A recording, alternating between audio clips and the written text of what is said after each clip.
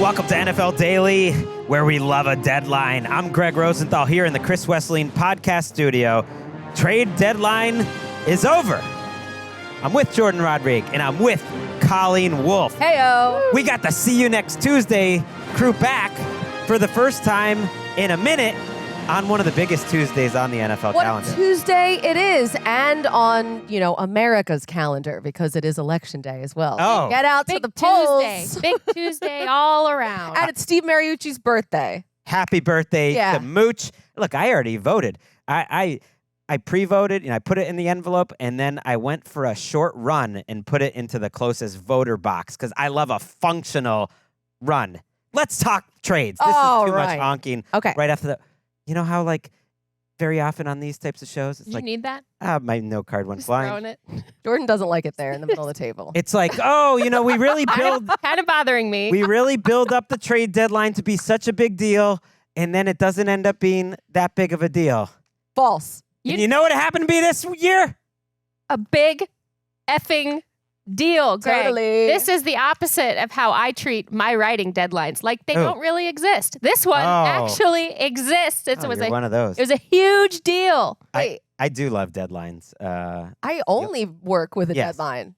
I can't work unless I have a deadline. Apparently, the New York Jets, who I do feel like have been a subject on a lot of Tuesdays. We were here for the Robert Saleh firing. We were here for some other assorted So many firings last Certain year. events. And now we're talking about a complete restructuring of who we thought the Jets were, but more important, who we thought the Indianapolis Colts were. Let's start with the Sauce Gardner trade because that was the most surprising. That was the biggest. We'll get to Quinnen Williams and everything else that happened today. But Sauce Gardner is an Indianapolis Colt. Love it. The Jets receive 2026 and 2027 first-round picks from the Colts and A.D. Mitchell, which feels just like a little throw-in, but I actually think that's a nice little part of the deal for the Jets. We'll get to the Jets side of things, but I do think it's, for the 2025 season, more interesting that your Colts are going all in a way that probably surprises the outside universe, but I think actually makes a lot of sense when you think about how their team is structured. As a not-so-secret Colts believer, Colleen, how did this trade make you feel? Well, first of all, I love that you're calling them my Colts because this was the one year that I was like, all right, I'm not going to do it. Not going to do this year. But I do, think maybe... The Connie Bowl is on the table here. Eagles, Colts. Oh, my God. Can you imagine? Okay. First of all, this is such a departure from how Chris Ballard, the Colts GM, usually operates. He's pretty conservative. He loves the draft and develop strategy. So the fact that he traded like this for such a splashy player and there was so much given away as well in it was just sort of a little bit of a surprise, a lot of bit of a surprise, but it also just goes to show how confident this regime is in the current roster, that it's not a blip for them, that they are all in, and I love the move for them. It's the epitome of aggression right down to the player himself. And certainly with how Sauce Gardner has been playing and just some of the vibes in New York, just continued losing, getting sort of that stink out and really going to a place that is on a roll, really, other than a little blip last week. And he's an aggressive player. He allows them to mix their coverages. He wants to play man coverage. He wants to make plays on the ball. Lou Anarumo, in his renaissance here. Big Lou. We love him. Big Lou is having, he's a perfect player for him because he can do a lot of different things and he can be as aggressive as he wants, especially with a front that's playing well and a pass rush that's playing well. You can really complement that with a player like Sauce Gardner. And I want to say, too, the aggression that you noted, Colleen, I think is so important because there were some real, I guess, come to Jesus conversations that have happened within that building. Some real understanding where their roster was at and where they had sort of carried themselves down the decision-making process, knowing they had a good roster. And it's a really continuous group between Ed Dodds, Kevin Rogers, and John Shaw, all those guys in scouting and pro personnel and player personnel. They had to really say, where is our roster at? And plug in the right quarterback and make an egoless decision to move on from a perceived mistake at that time. And then really understand where they're at as a team in terms of making a real contention push. Making a move like this is a real contention push. Well, that's the thing. It didn't make sense because Daniel Jones is their quarterback, but they were among the biggest win now teams in the league. Mm-hmm. And that's when I was making the mea culpa about being so wrong about this Colts team. That is one thing that you could have seen, that they have incredible continuity. They have a lot of guys in their primes. When you think about Michael Pittman and Pierce and their offensive line for the most part, and Downs and everything. And then they also have like some players that aren't going to be around that much longer. Like Grover Stewart and DeForest Buckner have been around forever. Zaire Franklin and Kenny Moore, like they're at the point of their careers where it's like, okay, it's year to year. And most of these guys have been in this system on both sides of the ball in terms of the offensive system has been there. And then the players have been there on the defensive side. And you get Lou Anarumo. And he was such an important part of it. And you think, okay, cornerback is very unpredictable, and the Colts and the Jets would probably say Sauce Gardner over the last year and a half has not been as good as he was the previous 2 years. But you do get a coordinator in Lou Anarumo that you feel like can maximize everything that Sauce Gardner does. So I think that's a big part of that is like faith in Lou, in addition to faith in Sauce Gardner, whose contract extension that he just signed in July literally hasn't even started.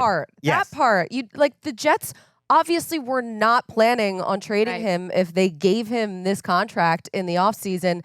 And it's just such a huge fire sale for them. Like they are now just in full rebuild. To trade him and Quinnen Williams, like these two players together just shows you that they're ready to implode the whole operation at this point. I can't remember. Poor Breece Hall. I was going to say, I can't remember a team like doing this quite as aggressively in recent memory. Because to go over the picks they have now, they have 3 firsts in 2027. And they're not like, in the NBA, sometimes you get a first and it's like the Thunder's first. It's like that's the 29th pick in the draft. They have their own first, the Cowboys first, and the Colts first. Like that could be pretty good in 2027. You don't know what the Colts are going to be like. We don't know what the Cowboys are going to be like. They also have 2 firsts this year, in 26 in the next draft, and 2 seconds. So they only had 2 top 100 picks actually before this trade happened. So that was weird. They are a team, though, that has done this before. They actually had 3 first-round picks in 2022. That's how they got some of these players. And it didn't necessarily go well. But they are loaded up in terms of picks. So even though I was smarmy, kind of thinking like, wow, they could even get good players like Quinnen Williams and Sauce Gardner maybe if they're lucky with these picks. I actually don't hate it for the Jets. I think it makes sense for both sides, especially in this Sauce Gardner deal. I think this is totally allowed to be a win-win trade. Yeah. Honestly, because for all parties involved, because it's great for the Cowboys to get a player of Quinnen Williams' caliber, and I know we're going to get to that particular move in a minute. But speaking of the Jets specifically, I think it is so refreshing when a team actually admits that they have to commit to a rebuild before the trade deadline of that same season happens, because the draft, you need to recoup some of that ammo ahead of that spring's draft if you're really going to be aggressive about where you're at and be very honest about where you're at as a roster and the way that it's constructed. And I think that you have a new set of talent evaluators in under Darren Muji and a new regime and a new head coach. And so you're going to start installing your players with those picks, and we'll see if it works out for them, obviously short-term and long-term. But in terms of understanding what you are, first of all, which I think the Colts are doing really, really well. On the other side, understanding what you are not, which I don't really think the Jets moved this preseason and the start of the regular season like they were really realistic about who they actually were. They were trying to push in. Well, I think all of us were kind of like, I said it myself. I was like, I kind of am in on the Jets with what they're doing. Well, they just weren't that team. They didn't ultimately have the answer at quarterback. They certainly did not have the answer on defense. They certainly need to make some moves additionally to what they already have on offense, all on every phase. And so I think admitting that before the trade deadline, the Bengals, for example, are not admitting this before trade deadlines.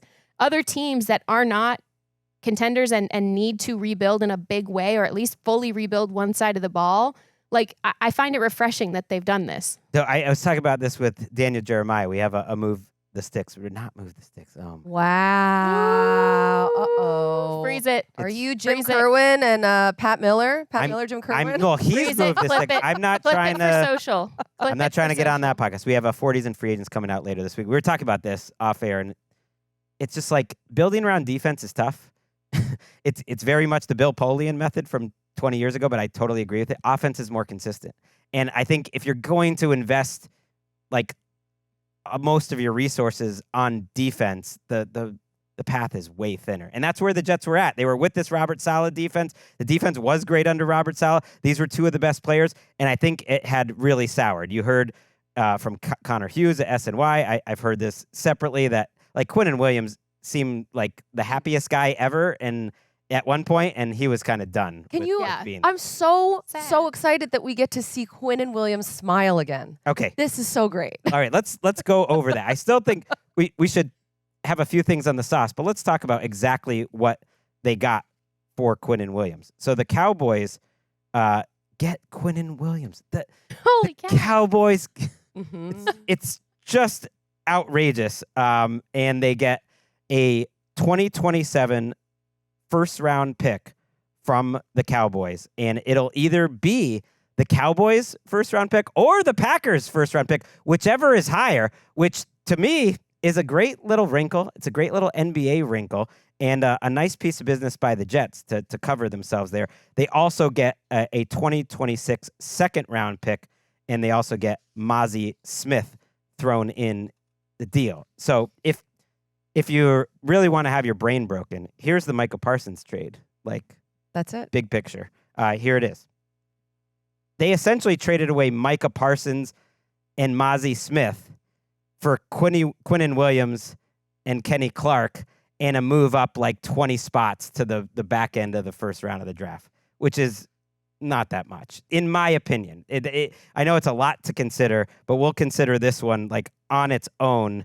What do you think about the Cowboys getting Quinnen Williams? I think that it immediately addresses their run defense, which is helpful for them. Obviously, he's really good in the middle of the field there, but I just feel like this trade kind of shows that obviously Jerry Jones is maybe regretful of moving Micah Parsons. Micah Parsons, who potentially wins Defensive Player of the Year, and all of their defensive struggles stem from that move specifically. So now he's trying to go back all in since, even before last night, the narrative of the Cowboys was their offense is so good, their defense is not holding up this end of the bargain. And then last night, you saw what the Cardinals were able to do. Their defense was a disaster, the Dallas Cowboys. So I like the move, and I'm happy for Quinnen Williams, but I just feel like ultimately the Cowboys should have never traded away Micah Parsons in the first place. I think it's coming to terms with the fact that you can't put the lid back on the pot. Right. And maybe I said that in a little Jerry Jonesy way. Can't put the lid back on the pot. I don't know. The toothpaste back in the tube. I don't know if he would say. He's more about like glory hole. Yeah, I was going to say. Wow. And trying Yeah? to, what is You he trying to do? Something with mosquitoes. He's always talking. Can't close right. the glory hole. Okay, so I feel like this is actually him and the team itself understanding like what's done is done. You have to plan for the future here. I do like that the Cowboys still have their 2026 first round picks. I like that. I also like that this offense is clearly an elite group to the point where if we are even looking at a medium level defense, you're talking about a for sure playoff contender, maybe even a team that can make a run. Now, we're not talking about that. We're talking about an offense that they're clearly hoping is going to continue to play at this caliber, maybe regress a little bit, but probably not a ton because of all of the guys that they have and some of the young guys they especially have up front can still play at this caliber. Quinnen Williams is only 27 years old. He'll be 28 next year when I do think that they think their defense will be ready to match the level of the offense. So I just think this is obviously a little late of a move for this season, but it's also sort of a coming to terms with what you did, first of all, and what now you have to do next in order to get this group as competitive as it needs to be, seeing how far beyond and above schedule your offense is and where your defense at least needs to hit the floor of in order to have a more complementary group. That's 2026 to me. And it's good that they have those picks because if you draft well in a couple key spots on defense, you can play those guys right away. You're not inserting them into complicated series of passing layers. You're not asking a rookie running back to pass block for you. You're not asking an offensive lineman to be really good right away. No, you're plugging in defensive players who grow as the season continues with some weight-bearing walls, and Quinnen Williams is certainly one of them. But that's also, to your point, talking about looking ahead to the draft, seeing how Quinnen Williams affects the defense, and then being able to plan ahead. Okay, now what do we need to do with our draft strategy in general? And I love Quinnen Williams, but they didn't get any extra picks in the end. I mean, that's crazy. They traded away Micah Parsons, and they don't have any extra picks. They just moved up 20. Essentially, they moved up from the Jets, second round or their second round pick to the Packers' first round pick, whatever ends up that being. Right now it would be about 20 picks or so. I'm not saying the logistics or the return on the trade is necessarily great. I'm just saying I can see what their process was after they realized that there's no turning back or getting out of the process is make it up as you go along, and a lot of it I think is emotional. I mean, Jerry Jones even talked about on Monday how annoyed he was about Micah Parsons lying down on that trainer's table, which is, by the way, good move by Micah Parsons. It really sounded like that was kind of the last thing. He was just like, would Michael Irvin have ever done that? Would Deion Sanders have ever done that? And it's like they're having to answer for a boss that's like, go get me someone. Now, I think Quinnen Williams is great. He is 3 years older if we're kind of comparing him and Sauce, but I think he's probably a safer overall long-term bet. I just think when you look at these three trades in general, when you're talking about the Micah Parsons, it's kind of crazy to me that Sauce Gardner went for the same price as Micah Parsons, essentially. I would argue, because I'd rather have A.D. Mitchell maybe on his money than Kenny Clark. Sauce Gardner costs more. But essentially, Sauce Gardner and Micah Parsons cost about the same. Micah Parsons and Quinnen Williams were pretty close to the same. And that's a misevaluation of Micah Parsons, and Cowboys fans would be like, "Well, that's in the past. Now we're just talking about the present." Well, it's all together. You have to evaluate it all together. And I do want to say, a couple of these teams, the Packers specifically and the Colts, they do share a very similar quality, which is that they believe they're going to make a Super Bowl run. Mm-hmm. So we saw it right next door a couple years ago. You really stop thinking about what things cost when you need to add players to get you through those little glass layers of contention as November ends, December begins, and January as well. That's the point. Get as high of a return on those guys as you can. And certainly that I see why the Colts gave that much for Sauce Gardner, really because of this, because they believe that he is a player that puts. But the Cowboys, on the other hand, are 3-5-1 with a struggling secondary. And sure, they'll hope that they can get into Super Bowl contention next year, but it's just a hope, and there's not much reason to think about. I did want to kind of point out, though, the Sauce trade is risky.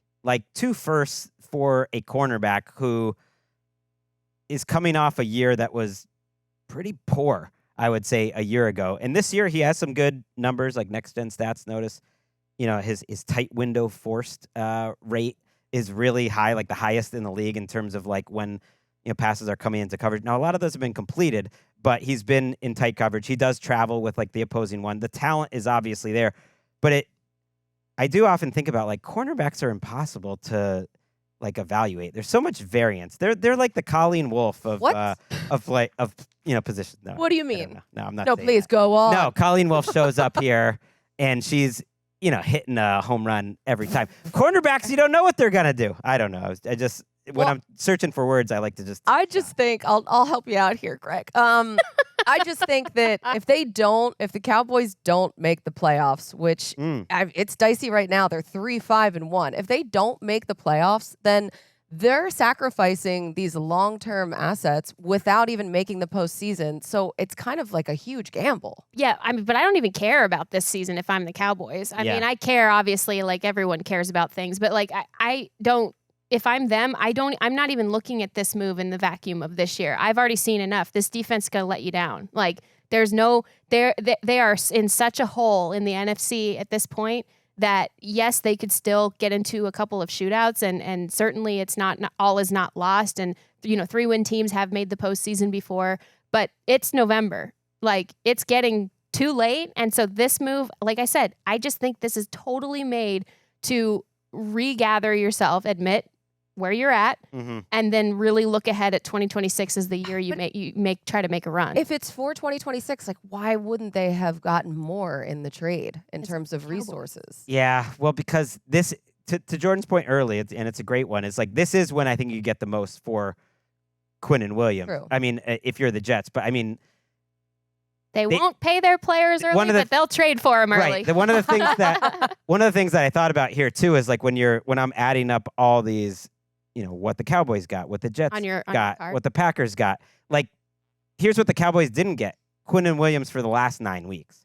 And I think that's part of it too. And that gets to my point about they're just making it up as they go along. Like Quinnen Williams, they lost that half season of Quinnen Williams, but I do think the ages are important because the Colts are looking at this at like, yeah, we're sacrificing these draft picks. That is going to hurt our team building process overall. But Sauce Gardner is a young player that is not going anywhere anytime soon. I just think it literally is as simple as this. You're almost saying the same thing as me, but I think it's literally just as simple as this. The Colts are in truly win now mode. Like, not just they think they are in win now mode. So they're going to pay a higher price for a player they think can help them win a Super Bowl. Packers did the same thing, but they didn't pay as high a price. This is not creeping up to the trade deadline. Nobody really knew what they were going to look like, even though they're a very good team. Clearly, we're seeing the fallout of that now.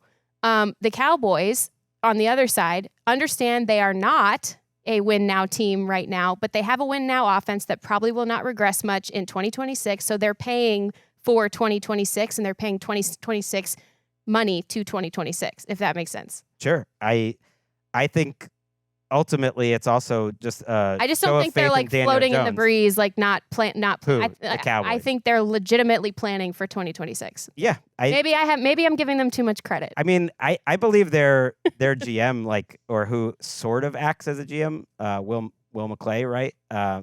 Like he's doing the best that he can with the orders that he's got. But I think it's chaotic. And I do think it's a show of faith in Daniel Jones and Aaron Glenn. I ultimately think that the Jets are saying, like, we're gonna understand that you're gonna keep losing Aaron Glenn and Darren Muji, their GM, and like we're gonna stay with you because it would be insane to be like firing your head coach after doing something like this. And I do think it's the Colts saying, yeah, we got a bargain with Daniel Jones right now. We are gonna pay him so much money because none of this makes any sense unless Daniel Jones is making all that money next year as a member of the Colts.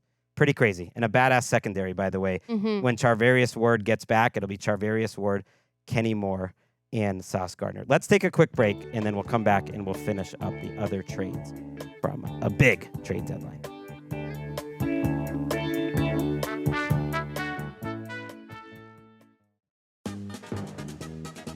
Back on NFL Daily, and you mentioned Micah Parsons, Colleen, as a potential award winner. You know what you're going to have to do if you're an NFL Daily listener. Just check out our big-time award show, which is coming Wednesday. Hey, we've got Colleen, Wolfe, and Jourdan working double here. We're taping a couple shows, so everyone check out our mid-season awards, which are coming. But we have some fun ones, We can't only talk about the Jets and all their draft picks. I was thinking, like, okay, they had a bunch of draft picks like a few years ago. They once had 4 first-round draft picks. That was in 2000. That was the famous, was that the year? Infamous Kyle Brady draft. John Gruden and Mike Mayock once had 3 first-round picks. It did not work out. That was the offensive lineman, right? That they took. That was one of them. Yes. Farrell. Yeah. There were still playing. Cleveland Farrell. Didn't work out. So sometimes, what's in the mystery box is not as good. But I'm hoping that they can turn it around. Let's talk about some other moves that happened on Tuesday. Was excited for this one. Rashid Shaheed to the Seahawks for a 4th and 5th round pick. The Saints made a couple moves. They also traded Trevor Penning to the Chargers. But this Shaheed move seems like it could really have an impact in the NFC. I mean, I love that they did this. And it sounded like, based on some reporting, that they were scouring the receiver market just to try to see. I just think this is probably their A-plus plan because of his connections with Clint Kubiak from back when Kubiak was the Saints offensive coordinator. I love this not just for the passing game because, like, good luck to you picking which player you would like to tilt your coverage toward, and Godspeed. But also they can truly stay in a lot of their 12 personnel like they want to because you've got 2 true burner receivers who can exploit so many different intermediate and long layers of the passing game, and they can stay just as explosive.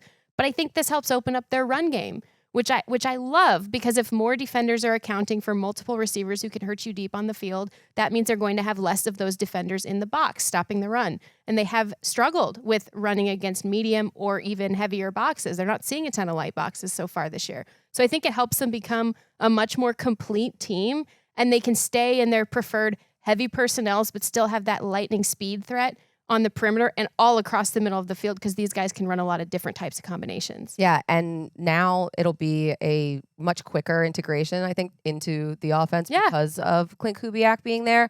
It gives Sam Darnold another deep threat in this offense, and it comes at a perfect time while some of these Seattle Seahawks receivers are dealing with injuries like Cooper Kupp. He's also an all-pro returner, so this could help out their special teams as well, Seattle. I love it for this offense. And for Gregg, your team, who you said weeks and weeks ago was the best in the NFC potentially. And now I feel like after a primetime game, people are on board with this more and more. It is such a strange place to be because the NFC is so loaded. So it's like you would still take the field, certainly, over the Seahawks. Heck, like the NFC West is so loaded that we don't know by any means that they're going to win their division. It's awesome that the Seahawks and Rams still have 2 games left against each other. And it just feels like 6 of the best 8 or 9 teams in the NFL are in the NFC. So nothing's guaranteed, but I don't think the price was too big. A 4th and a 5th. I think it was fair for both sides. I actually give the Saints some credit for getting a pretty fair value, I think, for a guy that they probably weren't going to re-sign. I just don't know why you weren't re-signing him, because up until this year, he was like a guy averaging 16, 17 yards per catch and just has incredible speed that you can't really find anywhere else. Yeah. By the way, yet another reason you're talking about the depth and how loaded the NFC is, yet another reason why the Cowboys decided to look honestly at themselves and work toward 2026 and actually admit the truth. This is my favorite trade of the entire day. I love this.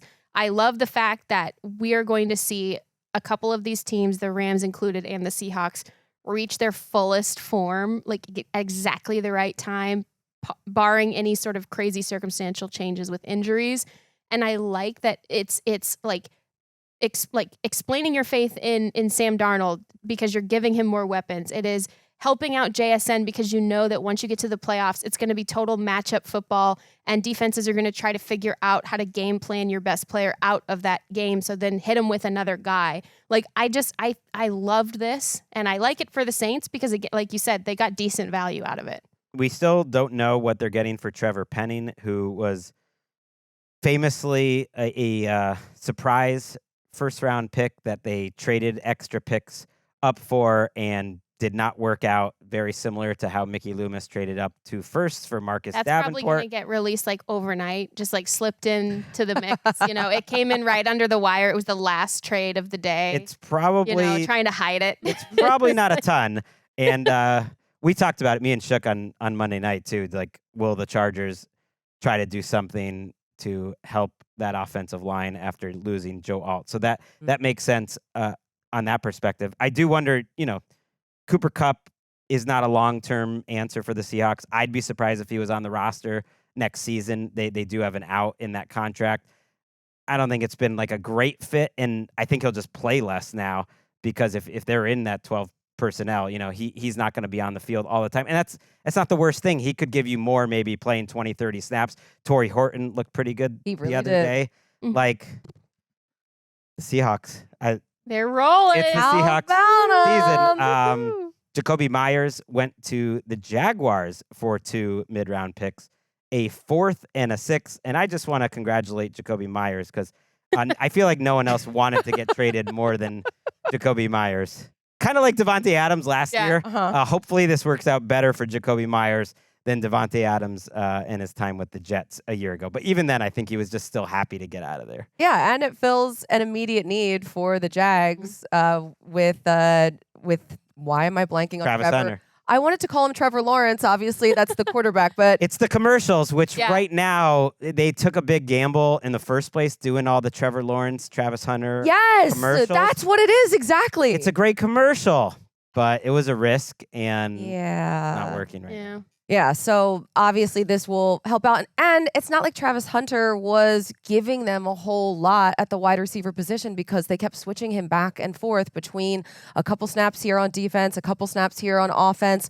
I just don't know if that is going to work for him going forward. Maybe next year everything will slow down a little bit more and he can contribute a little bit more. But when I was doing the international game that they were on, Gerald McCoy was just talking about Travis Hunter and how he really believed that he should only be playing defense on the defensive side of the ball, and then here and there having like a couple fun little packages for him on offense. But I like that Jakobi Meyers now will be there. He's a wide receiver that will be able to help Trevor Lawrence now that Travis Hunter is not out there. And Nailed De'Ami Brown also got hurt in that game last week. Like, that could have been part of it. Parker Washington was their clear number one. Brian Thomas Jr. got a little banged up in that game. Don't know if it was serious. Ian Rappaport does say, though, Travis Hunter will be back this season, probably pretty soon after he's eligible to get off IR, which is 3 more weeks, and that he'll still be playing wide receiver. Can I put my Galaxy Brain hat on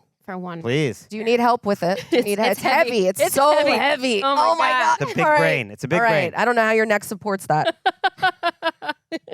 So I think that this is a move not just to like give them a little production help in the short term. I also think this is a move that sets in motion a more cohesive plan for Travis Hunter and this passing game in the long term after he is back from this injury. Because if you bring in Jakobi Meyers, one of the things that tells me is you would like to have a Chris Godwin-like player in the slot, which Travis Hunter can be, which Liam Cohen is trying to turn a passing volume and dictating his passing game through that player. And I do believe they think that player can be Travis Hunter. And so then you can have your perimeter threat still in Jakobi Meyers.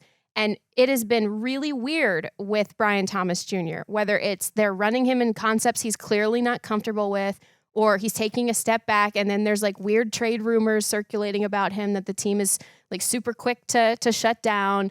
But like still reports surfacing about, well, we'll take a call, you know. Didn't happen in the end, but it sounds like they were listening if someone wanted to give them a Sauce Gardner type offer. I'm just saying, I think that not only is this like we need to keep producing as an offense in the short term, but we also need to have a much better plan overall and reset what we want to do in the passing game. And whether it is the reverse of what I said, where you're seeing Jakobi a little bit more inside and Travis Hunter, I just did it. Yeah. Travis Hunter on the perimeter. Not just one of these players has to be the volume inside guy. That's what Liam Cohen wants to do. We've seen it work. And so that's where I think this actually resets their passing layers in a big way. I just don't think we're talking about it yet. And maybe we will be after Travis Hunter gets back. Yeah.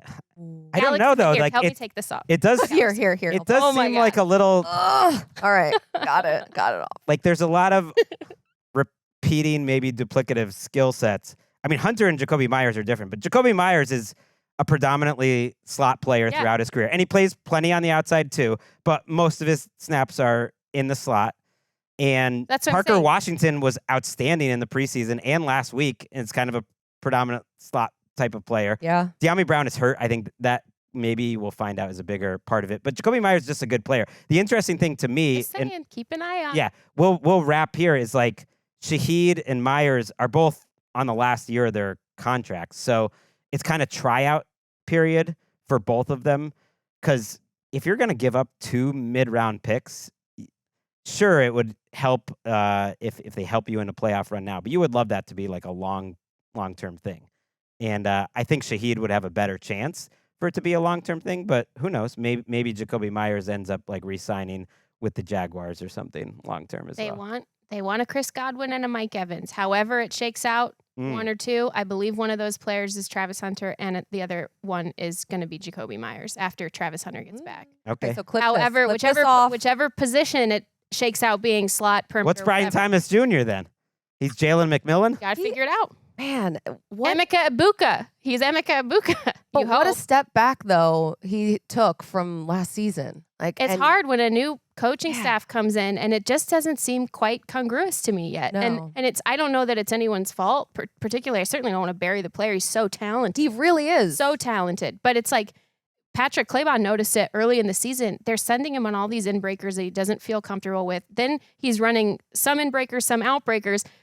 Trevor Lawrence, I almost did it again. Trevor Lawrence is only targeting him on out-breaking routes. Like his heat chart for passing is crazy in terms of where Brian Thomas Jr. is running and the only times he will throw him the ball. So I'm just saying there's something going on that just is not quite matching yet. Hopefully it gets resolved. But you don't make a move like this just because people are injured. Travis Hunter is to Trevor Lawrence as Sam Darnold is to Sam Bradford. Very Right. good. I Brought got it there. all I got there, Circle man. gets the square. And Jakobi Meyers, it's just like just a comfortable pair of shoes. You know what I mean? Like, you know what you're going to get. And I have this feeling that he's some aged receiver because it was crazy that the Patriots let him walk. That contract aged so well. He only got $33 million over 3 years, and they wouldn't even pay him that much, or $39 million over 3 years. He's only 28 years old. So Jakobi Meyers still, I think, has 2 or 3 more good years. But like Shaheed in Seattle, they'll have decisions to make pretty soon. They'll get a little time to test drive it. Another couple minor deals before we say goodbye. I should have mentioned with the Cowboys, they also picked up Logan Wilson for a 7th, which is funny that they just gave up a pick for Logan Wilson, a guy who couldn't get on the field for the Bengals, but he probably will help that Cowboys linebacker group, which is not great. And then Casualty of Al Golden. Yes, and their defense, for what it's worth, they benched them and started playing 2 rookies. They've somehow gotten even worse since they benched them. And I always feel bad for Logan Wilson because I'll always just remember that holding call he had that kind of swung the Super Bowl. That was maybe not a holding call. They called it pretty. I totally forgot about pretty that. tight. I mean, the Rams would have had a couple more plays at the goal line, but if they didn't call it, who knows? Joe Tryon-Shoyinka also to the Bears for a late round pick swap. So that's it for our trade deadline. The Colts How do you feel, are going Greg? for it. I feel satisfied. So alive. How do you feel, by the way, as an They Eagles should call fan? it a live line, am I right? Yes. Hey, yes. How do you feel as an Eagles fan? To me, the Jalen Phillips trade was not as big as these Jets trade, but just as big or bigger than the Rashid, Shaheed, and Jakobi Meyers moves. You get a real deal young pass rusher. Best pass rusher at the deadline. Yep. And so, of course, Howie Roseman was like, ring, ring, let me grab him. And I'm going to also help out my secondary as well. I love the move. It's aggressive, and that's what Howie's style. I'm wondering who's going to get cut there. That someone can't make that team because they're adding Brandon Graham to the mix. They're adding Jalen Phillips to the mix. I think they only had 51 roster spots, though, right? They did clear some room in terms of space. Jalix Hunt is there. I mean, Nolan Smith is there, but he's not on the active roster right now. It's just they got a lot of players. They got a lot of cornerbacks. Michael Carter they brought in. Jair Alexander they brought in. Also, earlier in the year, Tank Bigsby they brought in. This is. You don't have to wait till the good. deadline to make the moves, but I'm glad that some teams did. So good luck to the Jets. We'll be talking about you a lot in the upcoming March and April. What else is 2026 and Don't mess it up. 27. Cowboys will be talking about you a little less than we expected. I will fight the good fight. That's right. You were so high on the Cowboys in the Before the offseason. I thought, well, that was before Micah Parsons got traded, but yes, I did take them over 8 wins this year. Yeah. And I guess Quinnen Williams gives us a chance. I'll tell you who's not giving up on 2025. Greg. Yeah. Jerry Jones is not giving up on 2025. Yes, he did. That's my point. The eternal optimist. All right. We will come back for the awards on Wednesday morning. Yes, so tomorrow. We'll be back tomorrow. We'll also do our TNF preview. Yes, you'll see that show in the feed. Preseason MVP, all the rest. We'll be wearing the same stuff. We will see you then. Bye.